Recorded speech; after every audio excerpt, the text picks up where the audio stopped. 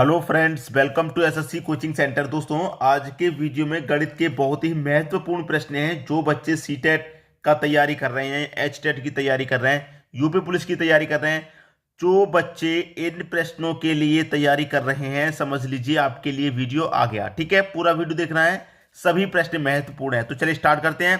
पहला प्रश्न है, एक पूर्ण वर्ग प्राप्त करने के लिए 2163 स्टार 2175 में जोड़े जाने वाली छोटी से छोटी संख्या ज्ञात कीजिए। ठीक है, कोई बात नहीं, आपको इन संख्याओं को लिख लेना है। क्या क्या है? 2163 और 2175। इनका आपको क्या करना है? अंतर कर लेना है।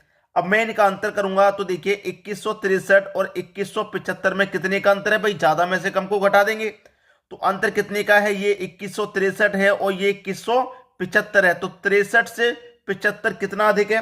आप बोलेंगे 12 अधिक है। इसका मतलब अंतर कितने का है? 12 का अंतर है यहां पर। ठीक है, कितने का अंतर है? 12 का अंतर है। तो 12 ले लिया और 2 से 12 को डिवाइड कर देंगे तो कितनी बार आएगा? 6। हमें क्या करना है? पूर्ण वर्ग प्राप्त करना है। तो 6 का पूर्ण वर्ग कितना हो जाएगा? 36। ये आपका सही जवाब। 36 कहां पर है भाई? सी ऑप्शन में। अगर आप चाहते तो ये कैलकुलेशन करते ही नहीं, ऑप्शन में देख लेते कौन सा पूर्ण वर्ग दिया गया है। तो 36 ही एक पूर्ण वर्ग है, बाकी का कोई पूर्ण वर्ग है ही नहीं। तो 36 आपका सही जवाब हो गया। चाहते तो आप यहीं पर देख के कर लो, यहां पर इतनी कैलकुलेशन करने की कोई भी जरूरत आपको नहीं पड़ने वाली। ठीक है दोस्तों, अगर आपको सभी ऑप्शन स्क्वायर में दे रखे हैं, पूर्ण वर्ग में दे रखे हैं, तो आपको जरूरत पड़ेगी, वरना यहीं पर आप सही कर देंगे। ठीक है, अब देखते हैं अगला प्रश्न। अगला प्रश्न है, एक पूर्ण वर्ग प्राप्त करने के लिए 4569 स्टार 4575 में जोड़े जाने वाली छोटी से छोटी संख्या ज्ञात कीजिए। अब मैंने क्या बताया? पूर्ण वर्ग प्राप्त करना है तो ऑप्शन में ही देख लो कौन सा पूर्ण वर्ग है। 9, 12, 15, 17 में पूर्ण वर्ग आपका 9 है, तो ये सही आंसर हो गया। कैलकुलेशन की जरूरत ही नहीं है, चाहो तो करके देख लो।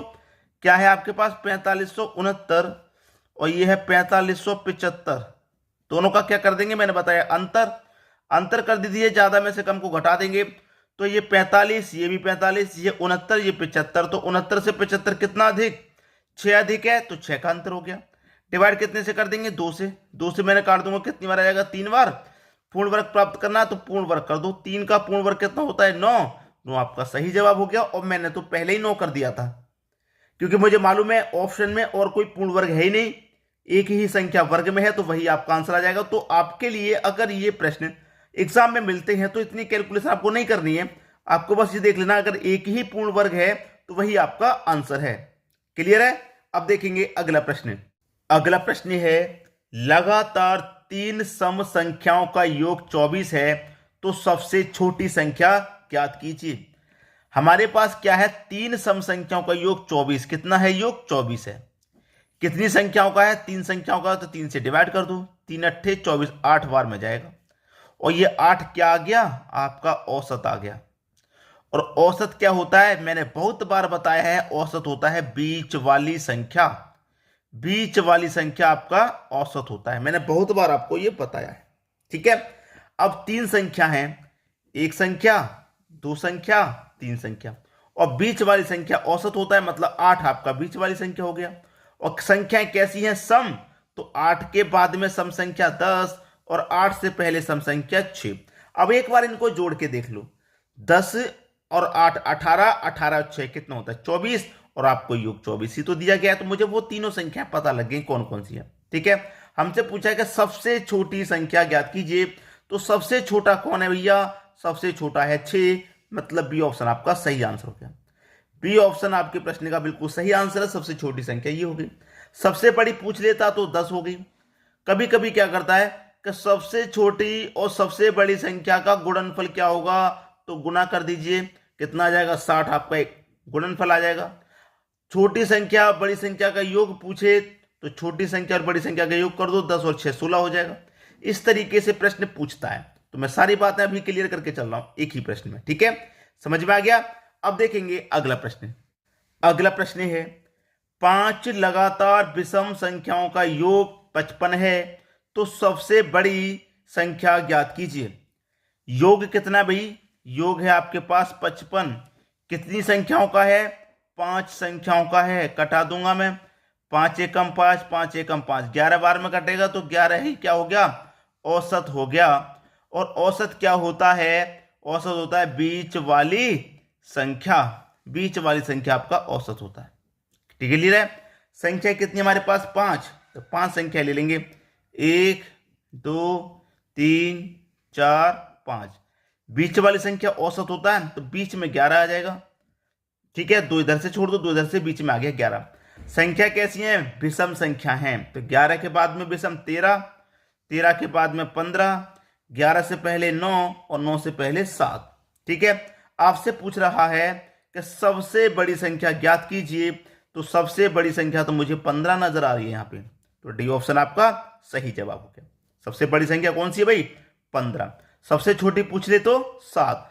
अगर आपसे औसत पूछ लेता है तो औसत वही होता है बीच वाली संख्या, जो यही निकल के आया था। एक प्रश्न इसमें और पूछता है कि दूसरी सबसे छोटी और दूसरी सबसे बड़ी, तो सबसे तो बड़ी ये हो गई, दूसरी सबसे बड़ी पूछे तो दूसरे नंबर पर बड़ी संख्या आपकी 13 है। उसी तरीके से सबसे छोटी पूछेगा तो 7 और दूसरी छोटी पूछेगा तो 9। 7 के बाद में दूसरी छोटी संख्या 9 है, याद रखना इस बात को। ठीक है, अब देखेंगे अगला प्रश्न। अगला प्रश्न है, 4 लगातार सम संख्याओं का योग 20 है तो सबसे बड़ी संख्या क्या होगी। 4 लगातार सम संख्याओं का योग कितना है भाई, 20। कितनी संख्याओं का है, 4 संख्याओं का योग। 4 से मैं कटा दूंगा, कितनी बार में कटेगा भाई, 5 बार में।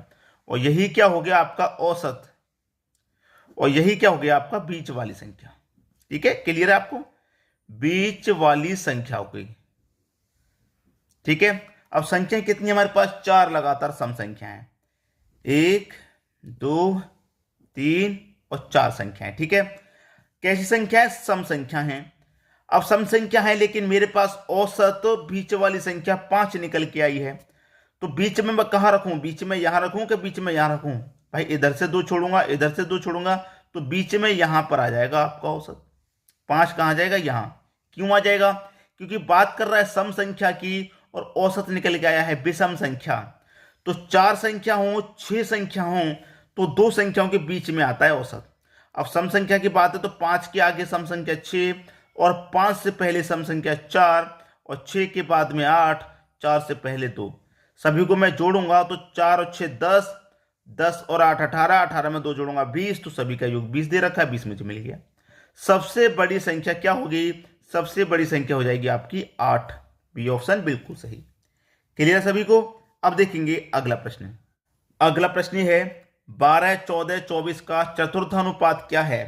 प्रश्न बढ़िया है, ठीक है। चतुर्थानुपात पूछ रहा है, 12 14 24, 3 संख्या तो हो गई, चौथी संख्या पूछ रहा है। चतुर्थानुपात मतलब चौथी संख्या पूछ रहा है। तो कभी भी ऐसा प्रश्न आ जाए तो अंदर अंदर वाली संख्याओं को गुना बराबर होता है बाहर वाली संख्याओं के गुना के, ठीक है। तो अंदर अंदर वाली संख्याओं को ना बाहर वाली संख्याओं के बराबर होता है। तो पहले बाहर वाली कर लो, 12 गुने क्वेश्चन मार्क, 12 गुने क्वेश्चन मार्क बराबर होता है अंदर वाली संख्याओं के, मतलब 14 गुने 24 की, ठीक है। अब सीधा सीधा 12 से 24 कट गया 2 बार में, ठीक है। इधर क्या बचा आपका क्वेश्चन मार्क बराबर, और ये 14 का गुना 2 से हो जाएगा तो कितना हो जाएगा भाई 28। तो क्वेश्चन मार्क की वैल्यू कितनी निकल के आ गई, 28 निकल के आ गई। बी ऑप्शन बिल्कुल सही। क्लियर सभी को, कोई दिक्कत नहीं। अब देखेंगे हम अगला प्रश्न। अगला प्रश्न है 16 तथा 24 का तृतीय अनुपात क्या है। तृतीय अनुपात का मतलब तीसरी संख्या पूछ रहा है। तो ये तीसरी संख्या हमसे पूछ रहा है, ये क्या होती है, दूसरी संख्या का स्क्वायर बटे में पहली संख्या। क्लियर, ये होती है हमारी, ठीक है। तृतीय अनुपात पूछेगा, तृतीय संख्या पूछेगा तो दूसरी संख्या का स्क्वायर बटे में पहली संख्या। अब तीसरी संख्या निकालनी है। दूसरी संख्या भाई आपकी कौन सी है, 24 है। तो आप क्या करेंगे, 24 का स्क्वायर, 24 के स्क्वायर का मतलब है 24 गुने 24, 2 बार लिख लो, बटे में पहली संख्या आपकी 16 है, ठीक है। इसी को कटा लेंगे, आपके प्रश्न का आंसर आ जाएगा, ठीक है। 8 से कटाऊंगा 2 बार में, ठीक है। 8 से कटाऊंगा 3 बार में, और 2 से कटाऊंगा 24 को 12 बार में, और 12 तिरका 36, कितना निकल के आ गया 36।